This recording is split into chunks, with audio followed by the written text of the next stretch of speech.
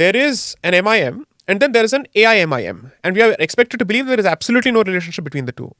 Why don't you release the documents or the founding documents of your party and see who's taken charge from whom? So Owaisi presents a very, I'd say, a peculiar picture that this entire land belongs to Islam. We have seen our families and relatives being butchered at the hands of these Razakars. Had their properties here. And they had their masjids here. Subscribe to our channel to stay updated with our regular videos. Like the video and do leave a comment below so YouTube recommends this to more like-minded souls. And do share our videos with others to help spread the message. When you talk about that Indian Muslims stayed on in India, those who stayed on in India, pragmatism was a major reason. I had Asaduddin Owaisi on the podcast recently, and as you know, he's very vocal about his identity as an Indian and as an Indian Muslim. Right. Now, he said this, and I quote it. He said, "Main is mulk." Reason I asked him also is because there people call him the modern day Jinnah in India. It's a very rude way of saying it, but then I think Jinnah was better. They said that. So he says that "Main is mulk mein isliye hoon kyunki mere buzurgon ne ye Jinnah ke two nation theory ko thukraya tha." So let's go to the first limb of your question, which is on why did I make the statement that they stayed back for reasons of practicality and pragmatism. The good part is a lot of these people said this themselves. So there's a fantastic interview on YouTube of Maulana Madni where he's speaking to a Pakistani journalist, and he was asked this very same question. Why didn't everyone move there? What was the reason? He said that you're looking at a population which has stayed in this part of the world for several generations. They had their properties here. And they had their masjids here. And most importantly, he alludes to something which is very crucial. Most people don't even talk about it. At the time of the discussion of Pakistan, even those Muslims who opposed the creation of Pakistan weren't doing so because they wanted to be part of Bharat, but because they believed that this entire land belongs to Islam. And therefore, they said, why are you settling for 1/3 of this when the entire thing was supposed to be Mughalistan? So it's not that we belong to Bharat, but the converse is Bharat belongs to us. Rather, Hindustan belongs to us. Because it had been conquered. Conquered. And that reference is constantly there in every speech of Syed Ahmad Khan where he said, we have ruled this place for 800 years. That's where this myth comes from his speeches. He says this over and over and over again. So when someone tells me, no, they stayed back for patriotic reasons, yes, but patriotism towards Bharat, no, patriotism towards Mughalistan. That is what they say. Now let's go to the next level. Mr. Owaisi presents a very, I'd say, a peculiar picture. Because his party is the legal successor, or at the very least, the ideological successor of the party founded by Ali Rizvi, a lawyer who led the Razakars into the genocide of Hindus during Operation Polo. We should know this as people who come from Bhaginagar and Hyderabad, where we have seen our families and relatives being butchered at the hands of these Razakars. So they would come with serrated knives. You'll find Razakars being mentioned in two different parts of the world, Bangladesh and in Hyderabad. Yeah. Okay. So Razakars, what they would do is that they would tie the male members of the family together and set them alight for the rest of the families to watch. This was the nature of it. The hostage population theory, or the critical hostage population theory, was pressed into service by the Nizam, where he used the Hindu population as the bargaining chip with the Indian Union. That is exactly what is captured in the conversation between his Prime Minister and Vallabhbhai Patel. He said, what we'll do here? And to which Mr. Vallabhbhai Patel says, what do you think we'll be doing here? So therefore, I think it's important for people to just unpack what exactly is Mr. Owaisi talking about. What are the antecedents of his party? Where did they take this discussion forward? There is an MIM and then there is an AIMIM. And we are expected to believe there is absolutely no relationship between the two. Why don't you release the documents or the founding documents of your party and see who's taken charge from whom? Okay, let's take the converse of the patriotism argument. Did Hindus of Pakistan stay back in Pakistan out of patriotism for Pakistan according to you? No. Knowing fully well what preceded the creation of Pakistan, what did they stay back for? Again, pragmatic and practical reasons. Which means they did not know how to escape. Because the wealthy people managed to escape. The ones who couldn't, they had to stay back. Owaisi's family, like the others, could afford to leave. I'll come to that. Owaisi's family, you should, whenever you listen to his speeches, or I would say operate in compartments, where you pay attention to his Urdu speeches in his jalsas first, and then see what he says in his English speeches before in English channels. In Aurangabad and in old parts of Hyderabad and other places, every time they start talking, they hearken back to the atrocities of Operation Polo. Akbaruddin Owaisi and Asaduddin Owaisi constantly speak of this as if it's a Holocaust that's visited the Muslim community. That's how you speak of the accession of the Hyderabad princely state under the Nizam to the Indian Union. People don't read or let's say watch those speeches. I've seen those speeches.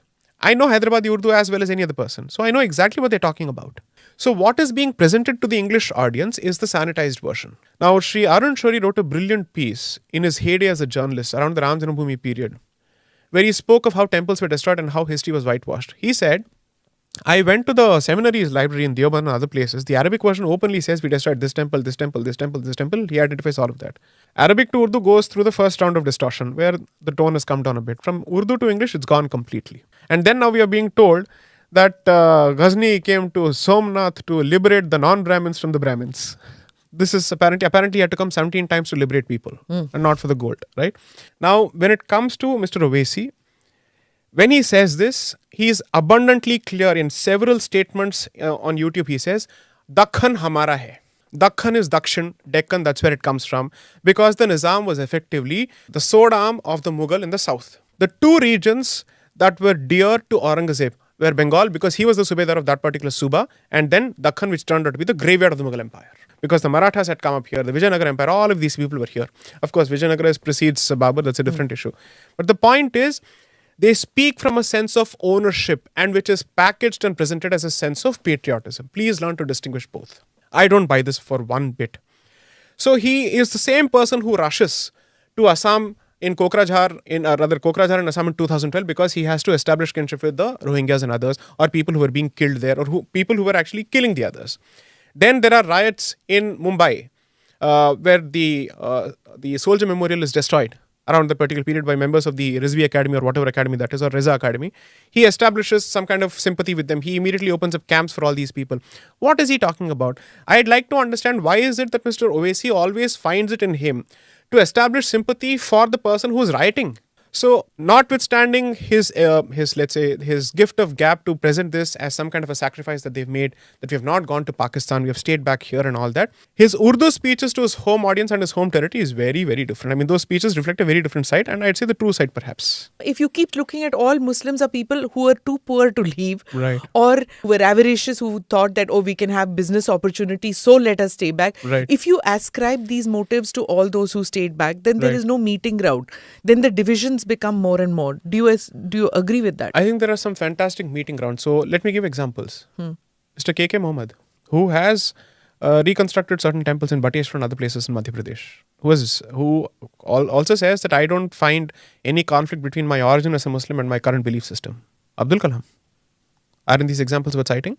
During his lifetime, Mr. Abdul Kalam wasn't exactly seen as a celebrated member of his community because he was making weapons for Bharat. He was comfortable with the Bhagavad Gita, played the Rudraveena, or the Veena at the very least. Now, these kind of examples don't work because these are the examples where the process of Islamization is still not complete. There's a fantastic discussion or a debate that happens on the Earth Litfest platform in 2019 with Mr. Owaisi, Mr. Subramania Swamy, Dr. Subramania Swamy and myself, and I was supposed to be the moderator there. When he was asked the question of what is the position of the rest of the Indian Muslims with respect to Kashmir and Bharat's relationship, see how wishy-washy he gets. So that means an elected member of the parliament who's been voted to Bharat's parliamentary body, its legislative body, still doesn't wish to commit to the cultural relationship and the civilizational relationship between Kashmir and Bharat. He says that's a complicated issue. I asked him about CAA.